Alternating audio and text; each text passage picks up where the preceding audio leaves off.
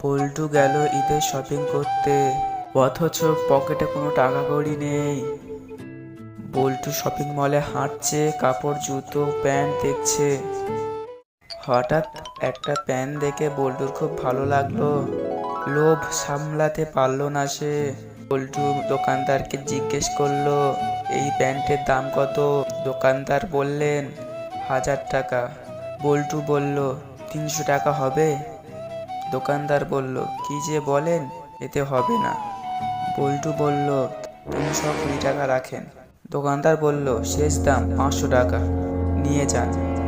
বল্টু বলল, শেষ দাম 450 টাকা, হলে দিন, না হলে আমি যাই। দোকানদার বলল, আচ্ছা নিয়ে যান। বল্টু শার্ট হাতে নিতেই দিল এক দৌড়। দোকানদারটি চিৎকার করে বলল, চুরি যদি করবি তাহলে এতক্ষণ দামাদামি করলি কেন?